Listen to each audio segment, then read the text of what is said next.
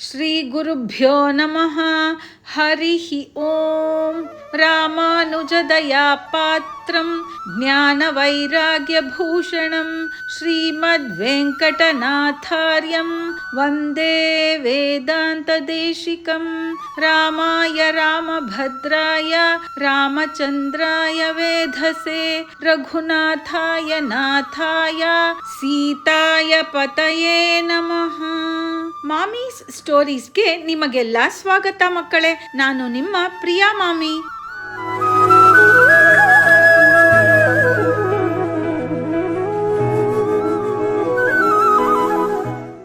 ತುಂಬಾ ದುಃಖ ಮತ್ತು ಭಕ್ತಿಯಿಂದಲೇ ದಶರಥನ ಅಂತ್ಯಕ್ರಿಯೆಯನ್ನೆಲ್ಲ ಚೆನ್ನಾಗಿ ಮಾಡಿ ಮುಗಿಸಿದ್ದ ಭರತ ಅನ್ನುವುದನ್ನ ಹೋದ ಸಲ ವಿಡಿಯೋದಲ್ಲಿ ತಿಳಿದುಕೊಂಡ್ವಿ.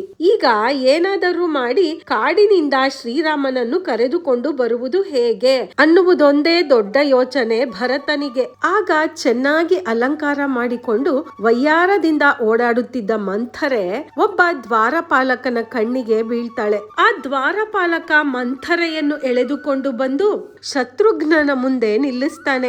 ಶತ್ರುಘ್ನನಿಗಂತೂ ಅವಳನ್ನು ನೋಡಿ ಸಿಟ್ಟು ನೆತ್ತಿಗೇರಿತ್ತು. ಇಷ್ಟಕ್ಕೆಲ್ಲ ಕಾರಣ ಈ ಮಾರಿಯೇ ಅಂತ ಹೇಳಿ ಜೋರಾಗಿ ಕಿರುಚುತ್ತಾನೆ ಶತ್ರುಘ್ನ. ಅಷ್ಟಕ್ಕೆ ಮಂಥರೆ ಭಯದಿಂದ ಜೋರಾಗಿ ಕಿರುಚುತ್ತಾಳೆ. ಅಲ್ಲಿ ಏನಾಗಿ ಬಿಡುವುದೋ ಅಂತ ಹೆದರಿದ ದಾಸಿಯರು ಓಡಿ ಹೋಗಿ ಕೈಕೇಯಿಗೆ ವಿಷಯವನ್ನ ಹೇಳ್ತಾರೆ. ಶತ್ರುಘ್ನ ಕಿರುಚಾಡುತ್ತಿದ್ದ ಮಂಥರೆಯನ್ನು ಎಳೆದು ಒಂದು ಸಲ ಜೋರಾಗಿ ನೆಲಕ್ಕೆ ಕುಕ್ಕುತ್ತಾನೆ. ಅವಳು ಹಾಕಿಕೊಂಡಿದ್ದ ಆಭರಣಗಳೆಲ್ಲ ಕಿತ್ತು ಹೋಗಿ ನೆಲದ ಮೇಲೆ ಚೆಲ್ಲಾಪಿಲ್ಲಿಯಾಗಿ ಬಿದ್ದವು. ಶತ್ರುಘ್ನ ಮತ್ತೆ ಅವಳನ್ನು ಎಳೆದುಕೊಂಡು ದರದರನೆ ಹೋಗುತ್ತಿರುವಾಗ ಕೈಕೇಯಿ ಅಡ್ಡ ಬಂದು ತನ್ನ ದಾಸಿಯನ್ನು ಬಿಡಿಸಿಕೊಳ್ಳುವ ಪ್ರಯತ್ನ ಮಾಡ್ತಾಳೆ. ಆದರೆ ಶತ್ರುಘ್ನ ಕೈಕೇಯಿಯನ್ನು ಕೂಡ ಗದರಿಸಿ ಮಂಥರೆಯನ್ನು ಚೆನ್ನಾಗಿ ಬೈದುಕೊಂಡು ಅವಳನ್ನು ಹಿಡಿಯಲು ಓಡಿ ಹೋಗ್ತಾನೆ. ಆಗ ಕೈಕೇಯಿ ಹೆದರಿಕೊಂಡು ಭರತನನ್ನು ಕರೆಯುತ್ತಾಳೆ. ಆಗ ಭರತ ಓಡಿ ಬಂದು ಶತ್ರುಘ್ನನಿಗೆ ಸಮಾಧಾನ ಮಾಡಿ ಮಂಥರೆಯನ್ನು ಬಿಡಿಸುತ್ತಾನೆ. ಇಲ್ಲದಿದ್ದರೆ ಶತ್ರುಘ್ನನ ಕೈಯಿಂದ ಒಂದು ಹೆಣ್ಣಿನ ಹತ್ಯೆ ಆಗುತ್ತಿತ್ತು.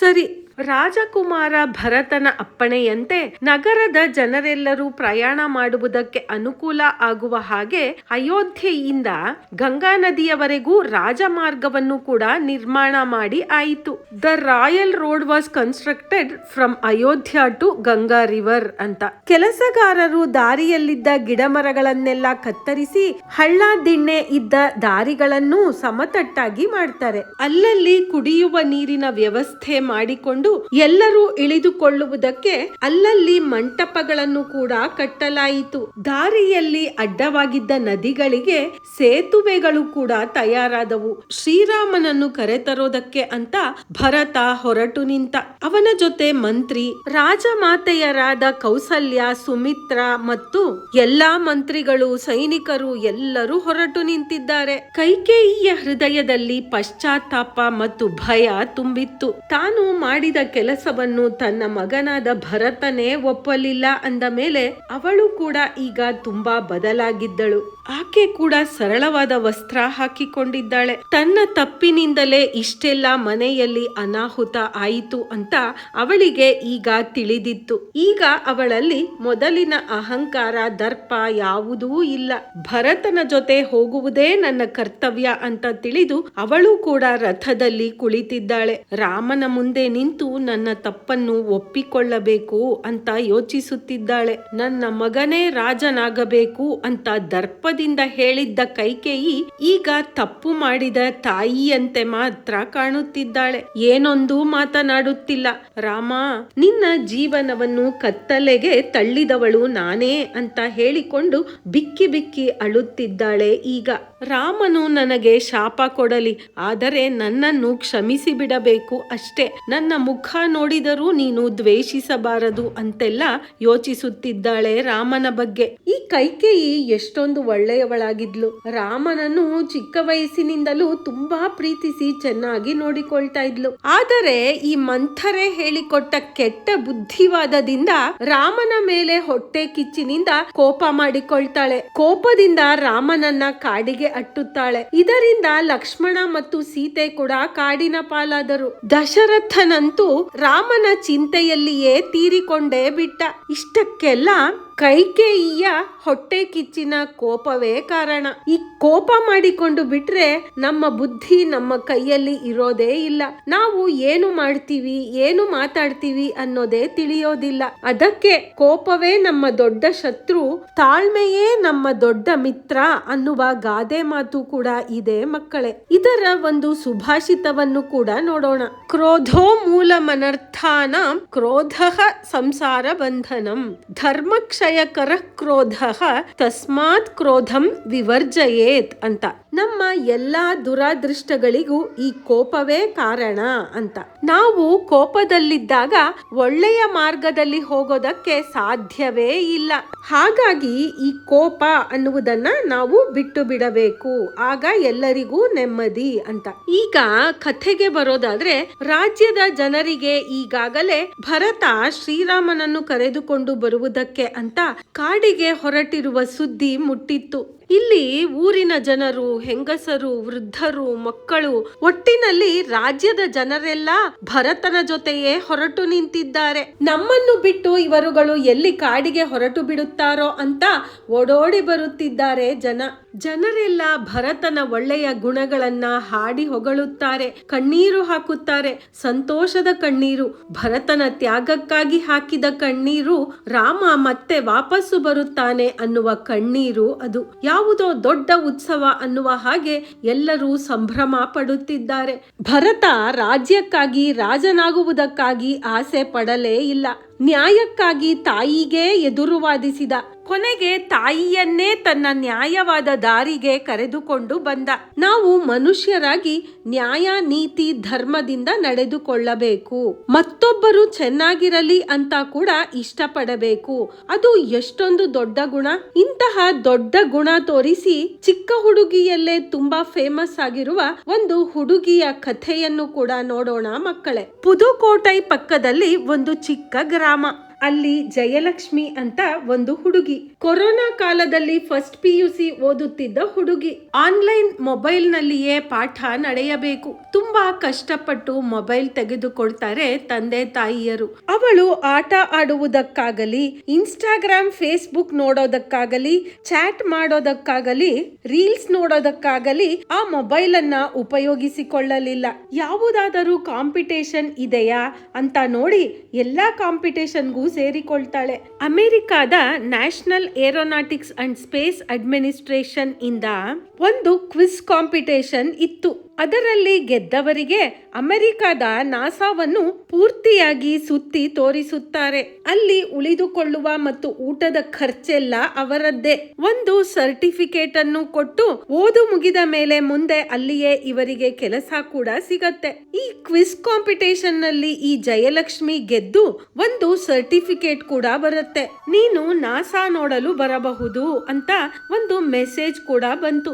ಆದರೆ ಅಮೆರಿಕಾಗೆ ಹೋಗುವ ಮತ್ತು ಬರುವ ಖರ್ಚು ನೀವೇ ಭರಿಸಬೇಕು ಅಂತ ಕೂಡ ಹೇಳಿರ್ತಾರೆ. ಪಾಪ ತುಂಬಾ ಬಡ ಕುಟುಂಬದ ಹುಡುಗಿ ಇವಳು. ದುಡ್ಡಿಗೆ ತುಂಬಾ ಕಷ್ಟ, ಲಕ್ಷಗಟ್ಟಲೆ ದುಡ್ಡು ಬೇಕು. ಅವಳು ತನಗೆ ತಿಳಿದವರಿಗೆಲ್ಲ ಒಂದು ಮೆಸೇಜ್ ಹಾಕ್ತಾಳೆ. ನಾನು ನಾಸಾ ಕಾಂಪಿಟೇಷನ್ ನಲ್ಲಿ ಗೆದ್ದಿದ್ದೇನೆ, ಆದರೆ ಅಲ್ಲಿಗೆ ಹೋಗಿ ಬರುವುದಕ್ಕೆ ನನ್ನ ಹತ್ತಿರ ದುಡ್ಡಿಲ್ಲ, ಸಹಾಯ ಮಾಡಿ ಅಂತ. ಪರಿಚಯ ಇರುವ ಜನರೆಲ್ಲ ತಮ್ಮ ಕೈಲಾದಷ್ಟು ಸಹಾಯ ಮಾಡಿ ಆ ಮೆಸೇಜ್ ಅನ್ನು ಬೇರೆ ಬೇರೆಯವರಿಗೂ ಶೇರ್ ಮಾಡ್ತಾರೆ. ಪರಿಚಯ ಇಲ್ಲದ ಜನರು ಕೂಡ ನಮ್ಮ ದೇಶದ ಹುಡುಗಿ ಇವಳು, ತುಂಬಾ ಬುದ್ಧಿವಂತೆ, ಪಾಪ ಸಹಾಯ ಮಾಡೋಣ ಅಂತ ತಮ್ಮ ಕೈಲಾದಷ್ಟು ಸಹಾಯ ಮಾಡ್ತಾರೆ. ಅವಳ ಹತ್ತಿರ ಈಗ ಅಮೆರಿಕಕ್ಕೆ ಹೋಗಿ ಬರುವಷ್ಟು ದುಡ್ಡು ಇದೆ. ಅವಳ ಪಕ್ಕದ ಗ್ರಾಮದ ಸಾಹುಕಾರರೊಬ್ಬರಿಗೆ ಈ ವಿಷಯ ತಿಳಿದು ಅವಳನ್ನು ನೋಡಲು ಅಂತ ಬರ್ತಾರೆ. ನಿನ್ನ ಮೆಸೇಜ್ ನನಗೆ ಈಗ ಸಿಕ್ಕಿತು. ನಿನಗೆ ದುಡ್ಡಿನ ಅವಶ್ಯಕತೆ ಇದ್ದರೆ ನಾನೊಬ್ಬನೇ ಎಲ್ಲಾ ದುಡ್ಡನ್ನು ಕೊಡುತ್ತೇನೆ, ನೀನು ಅಮೆರಿಕಾಗೆ ಹೋಗಿ ಬಾ ಅಂತಾರೆ. ದುಡ್ಡಿನ ಆಸೆ ಇರುವವರಾಗಿದ್ರೆ ಕೊಡಿ ಅಂತ ಅದನ್ನು ತೆಗೆದುಕೊಳ್ತಿದ್ರೋ ಏನೋ. ಆದರೆ ಜಯಲಕ್ಷ್ಮಿ ಹಾಗೆ ಮಾಡಲಿಲ್ಲ. ನಮ್ಮ ಊರಿನ ಜನ, ಬೇರೆ ಊರಿನ ಜನರೆಲ್ಲ ನನಗೆ ತುಂಬಾ ಸಹಾಯ ಮಾಡಿದ್ದಾರೆ. ನನಗೆ ನಿಮ್ಮ ಸಹಾಯ ಈಗ ಬೇಕಾಗಿಲ್ಲ, ದಯವಿಟ್ಟು ಕ್ಷಮಿಸಿ ಅಂತ ಹೇಳ್ತಾಳೆ. ಅದಕ್ಕೆ ಆ ಶ್ರೀಮಂತರು ಹೇಳ್ತಾರೆ, ನಿಮ್ಮ ಮನೆ ತುಂಬಾ ಸಾಧಾರಣವಾಗಿದೆ. ಈ ಮನೆಯನ್ನ ಚೆನ್ನಾಗಿ ಕಟ್ಟಿಕೊಳ್ಳಿ, ಮನೆಗೆ ಬೇಕಾದ ಪದಾರ್ಥಗಳನ್ನೆಲ್ಲ ಕೊಂಡುಕೊಳ್ಳಿ, ಅಥವಾ ಈ ದುಡ್ಡನ್ನು ಬ್ಯಾಂಕಿನಲ್ಲಿ ಹಾಕಿಕೊಂಡು ನಿನ್ನ ಮುಂದಿನ ಓದಿನ ಖರ್ಚಿಗಾಗಿಯಾದರೂ ಇಟ್ಟುಕೊಳ್ಳಿ. ನಿನ್ನ ಹಾಗೆ ಕಷ್ಟದಲ್ಲಿ ಇರುವ ಬುದ್ಧಿವಂತ ಹುಡುಗಿಗೆ ನಾನೇನಾದರೂ ಸಹಾಯ ಮಾಡಲೇಬೇಕು ಅಂತ ಹೇಳುತ್ತಾರೆ ಸಾಹುಕಾರರು. ಆಗ ಆ ಹುಡುಗಿ ಹೇಳ್ತಾಳೆ, ಈಗ ನಿಮ್ಮ ಹತ್ತಿರ ನಾನು ದುಡ್ಡು ತೆಗೆದುಕೊಂಡರೆ ಇಷ್ಟೊಂದು ಜನರ ಸಹಾಯವನ್ನ ನಾನು ನಿರಾಕರಿಸಿ ಮರೆತ ಹಾಗೆ ಆಗತ್ತೆ. ಅಷ್ಟೇ ಅಲ್ಲ, ನೀವೇ ನಮಗೆ ಬೇಕಾಗಿರುವ ಎಲ್ಲ ಅನುಕೂಲಗಳನ್ನು ಮಾಡಿಕೊಟ್ಟು ಬಿಟ್ಟರೆ ನಾನು ಚೆನ್ನಾಗಿ ಓದಿ ಒಳ್ಳೆಯ ಕೆಲಸವನ್ನು ಹಿಡಿದು ನಮ್ಮ ಮನೆಯವರನ್ನೆಲ್ಲ ನಾನು ಚೆನ್ನಾಗಿ ನೋಡಿಕೊಳ್ಳಬೇಕು, ಅವರಿಗೆ ಎಲ್ಲಾ ಸೌಕರ್ಯಗಳನ್ನು ಮಾಡಿಕೊಡಬೇಕು, ನಾನು ಏನಾದರೂ ಸಮಾಜಕ್ಕೆ ಒಳ್ಳೆಯ ಕೆಲಸಗಳನ್ನು ಮಾಡಬೇಕು ಅನ್ನುವ ನನ್ನ ಗುರಿಯೇ ಸತ್ತು ಹೋಗುತ್ತದೆ. ಎಲ್ಲಾ ಸೌಕರ್ಯವೂ ಇದ್ದ ಮೇಲೆ ನಾನೇಕೆ ಕಷ್ಟಪಡಬೇಕು ಅನ್ನುವ ಬುದ್ಧಿ ನನಗೆ ಬಂದರೂ ಬರಬಹುದು. ಆದ್ದರಿಂದ ದಯವಿಟ್ಟು ನನಗೆ ನಿಮ್ಮ ಸಹಾಯ ಬೇಡ ಅನ್ನುತ್ತಾಳೆ ಆ ಹುಡುಗಿ. ಈ ಹುಡುಗಿಯ ಮಾತಿನಲ್ಲಿ ಎಷ್ಟೊಂದು ಅರ್ಥವಿದೆ ನೋಡಿ ಕೇಳುಗರೆ. ಎಷ್ಟೋ ಮಕ್ಕಳಿಗೆ ಎಲ್ಲಾ ಅನುಕೂಲ ಇದ್ದರೂ ಓದುವುದೇ ಕಷ್ಟ. ಅದನ್ನು ಈ ಹುಡುಗಿ ಎಷ್ಟು ಚೆನ್ನಾಗಿ ಅರ್ಥ ಮಾಡಿಕೊಂಡಿದ್ದಾಳೆ. ನಾವು ಬಡವರಾದರೂ ಪರವಾಗಿಲ್ಲ, ನಾನು ಒಳ್ಳೆಯ ಗುರಿಯನ್ನು ಇಟ್ಟುಕೊಂಡಿದ್ದೇನೆ, ಸಾಧಿಸಿಯೇ ಸಾಧಿಸುತ್ತೇನೆ ಅನ್ನುವ ಛಲ ಅವಳದ್ದು. ಆದರೆ ಆ ಸಾಹುಕಾರರು ಕೇಳಬೇಕಲ್ಲ, ಇಲ್ಲ ನಾನು ನಿನಗೆ ಕೊಡಲೇಬೇಕು ಅಂತ ಸ್ವಲ್ಪ ದುಡ್ಡನ್ನು ತಂದಿದ್ದೇನೆ, ಅದನ್ನು ನಾನು ವಾಪಸ್ಸು ತೆಗೆದುಕೊಂಡು ಹೋಗಲು ಸಾಧ್ಯವಿಲ್ಲ, ಹೇಳು ನಿನಗೆ ಯಾವ ಸಹಾಯ ಮಾಡಲಿ ಅಂತಾರೆ. ಅದಕ್ಕೆ ಅವಳು ಸ್ವಲ್ಪ ಯೋಚನೆ ಮಾಡ್ತಾಳೆ. ಸಾಹೇಬ್ರೆ, ನಮ್ಮ ಊರಿನಲ್ಲಿ 126 ಮನೆಗಳಿವೆ, ಯಾರ ಮನೆಯಲ್ಲೂ ಟಾಯ್ಲೆಟ್ ಇಲ್ಲ, ಇಂತಹ ಬದುಕು ತುಂಬಾ ಕಷ್ಟ, ನಿಮಗೆ ಸಾಧ್ಯವಾದರೆ ಮನೆಗೆ ಒಂದೊಂದು ಶೌಚಾಲಯ ಕಟ್ಟಿಸಿಕೊಡಿ ಅಂತ ಕೈ ಮುಗಿದು ಕೇಳಿಕೊಳ್ತಾಳೆ ಆ ಹುಡುಗಿ. ತನಗಾಗಿ ಏನೂ ಕೇಳಲಿಲ್ಲ, ಎಲ್ಲರೂ ಚೆನ್ನಾಗಿರಬೇಕು ಅನ್ನುವ ಒಳ್ಳೆಯ ಬುದ್ಧಿ ಅವಳಿಗೆ. ಇದನ್ನ ನೋಡಿ ಆ ಸಾಹುಕಾರರಿಗೆ ತುಂಬಾ ಆಶ್ಚರ್ಯವಾಯಿತು. ಅಮ್ಮ ತಾಯಿ, ನಿನಗೆ ಒಳ್ಳೆಯ ಬುದ್ಧಿಶಕ್ತಿ ಇರುವುದರ ಜೊತೆಗೆ ಸಮಾಜದಲ್ಲಿ ಎಲ್ಲರೂ ಚೆನ್ನಾಗಿರಬೇಕು ಅನ್ನುವ ಒಳ್ಳೆಯ ಬುದ್ಧಿ ಕೂಡ ಇದೆ ಅಂತ ಅವಳಿಗೆ ಕೈ ಮುಗಿಯುತ್ತಾರೆ. ಅವಳು ಹೇಳಿದ ಹಾಗೆ ಎಲ್ಲರಿಗೂ ಒಂದೊಂದು ಶೌಚಾಲಯವನ್ನು ಕಟ್ಟಿಕೊಡ್ತಾರೆ. ಮಹಾರಾಷ್ಟ್ರದಲ್ಲಿ 7ನೆಯ ತರಗತಿಯಲ್ಲಿ ಕನಸು ನನಸಾಯಿತು ಅನ್ನುವ ಪಾಠದಲ್ಲಿ ಈ ಜಯಲಕ್ಷ್ಮಿಯ ಕಥೆ ಪಾಠವಾಗಿಯೇ ಇಟ್ಟಿದ್ದಾರೆ. ಈ ಕಥೆ ನಡೆದು 3-4 ವರ್ಷಗಳೇ ಆಯ್ತು. ಅವಳ ವಿದ್ಯಾಭ್ಯಾಸವೇ ಇನ್ನೂ ಮುಗಿದಿಲ್ಲ, ಇನ್ನೂ ಕಾಲೇಜಿನಲ್ಲಿ ಓದುತ್ತಿದ್ದಾಳೆ. ಆದರೆ ಅವಳ ಕಥೆಯನ್ನು ಶಾಲೆಯ ಮಕ್ಕಳು ಓದುತ್ತಿದ್ದಾರೆ. ಮೂರ್ತಿ ಚಿಕ್ಕದಾದರೂ ಕೀರ್ತಿ ದೊಡ್ಡದು ಅಂತ ಇದಕ್ಕೆ ಹೇಳೋದು ಮಕ್ಕಳೇ. ಇಂತಹ ಒಳ್ಳೆಯ ಗುಣಗಳನ್ನು ತಾನೇ ನಾವು ಕಲಿಯಬೇಕಾಗಿರುವುದು. ಇವತ್ತಿನ ರಸಪ್ರಶ್ನೆಗೆ ಹೋಗೋದಕ್ಕೆ ಮುಂಚೆ ಎಲ್ಲರೂ ಜೈ ಶ್ರೀರಾಮ್ ಅಂತ ಕಮೆಂಟ್ ಮಾಡಿ. ಹಾಗೆಯೇ ನಿಮಗೆ ಈ ಕಥೆ ಇಷ್ಟವಾಗಿದ್ರೆ ಲೈಕ್ ಮಾಡಿ, ಶೇರ್ ಮಾಡಿ, ಹಾಗೂ ನಿಮ್ಮ ಅಭಿಪ್ರಾಯವನ್ನು ಕೂಡ ತಿಳಿಸಿ ಕೇಳುಗರೆ. ಬನ್ನಿ ಮಕ್ಕಳೇ, ಹಾಗಾದರೆ ನಾವು ರಸಪ್ರಶ್ನೆಯನ್ನು ನೋಡೋಣ. ನೀವೆಲ್ಲ ರೆಡಿ ಆಗಿದ್ದೀರಾ ತಾನೆ? ಪ್ರಶ್ನೆ 1. ದ್ವಾರಪಾಲಕ ಮಂಥರೆಯನ್ನು ಶತ್ರುಘ್ನನ ಹತ್ತಿರ ಕರೆದುಕೊಂಡು ಬಂದಾಗ ಏನೇನು ಆಯಿತು? ಪ್ರಶ್ನೆ 2. ಶ್ರೀರಾಮನನ್ನು ಕರೆದುಕೊಂಡು ಬರೋದಕ್ಕೆ ಅಂತ ಎಲ್ಲರೂ ಹೊರಡುವ ಮುನ್ನ ಭರತ ಏನೇನು ತಯಾರಿ ಮಾಡಿಕೊಂಡ? ಪ್ರಶ್ನೆ 3. ರಾಮನನ್ನು ಕಾಡಿನಿಂದ ವಾಪಸ್ಸು ಕರೆದುಕೊಂಡು ಬರೋದಕ್ಕೆ ಯಾರ್ಯಾರು ಹೊರಡುತ್ತಾರೆ? ಪ್ರಶ್ನೆ 4. ಇವತ್ತು ನಾವು ಕಲಿತ 2 ಗಾದೆ ಮಾತು ಮತ್ತು ಅವುಗಳ ಅರ್ಥವನ್ನು ಹೇಳಿ. ಪ್ರಶ್ನೆ 5. ಇವತ್ತು ನಾವು ತಿಳಿದುಕೊಂಡ ನೀತಿ ಕಥೆ ಯಾವುದು? ಈ ಎಲ್ಲಾ ಪ್ರಶ್ನೆಗಳಿಗೂ ನಿಮಗೆ ಉತ್ತರ ಗೊತ್ತೇ ಇದೆ. ಗೊತ್ತಿಲ್ಲ ಅಂದ್ರೆ ಏನ್ ಮಾಡ್ಬೇಕು? ಇನ್ನೊಂದ್ಸಲ ಕಥೆಗಳನ್ನ ಕೇಳಿಸ್ಕೊಂಡು ಉತ್ತರ ಕೊಟ್ರೆ ಆಯ್ತು. ಜೈ ಶ್ರೀರಾಮ್ ಅಂತ ಕಮೆಂಟ್ ಮಾಡೋದನ್ನ ಮರೆಯಲೇಬೇಡಿ ಮಕ್ಕಳೇ. ಜೈ ಶ್ರೀರಾಮ್. ಸರ್ವೇ ಜನಾಃ ಸುಖಿನೋ ಭವಂತು.